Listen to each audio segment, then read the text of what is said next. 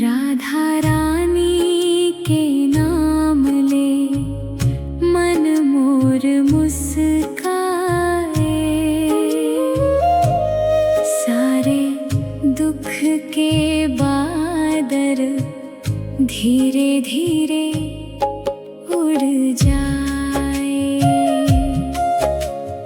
राधे राधे बोलते मन ला शांति मिल जाए,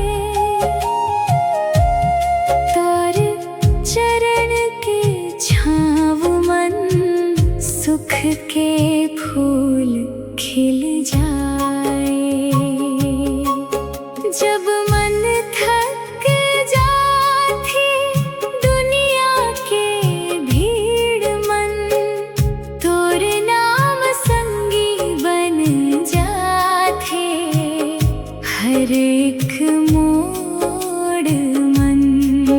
बरसाना वाली मैया ममता के धार, तोर याद ले भर जाते खुशी अपार। राधा रानी के नाम ले मन मोर मुस्काए,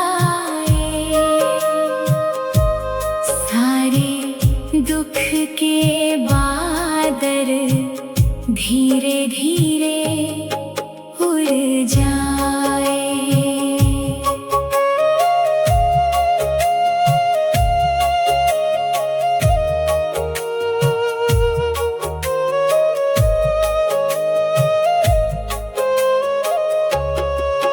ना धन के चाहत ना कोई अभिमान, बस तोर भक्ति मन लग जावे मोर ध्यान। तोर नाम जप जप के मन ला चैन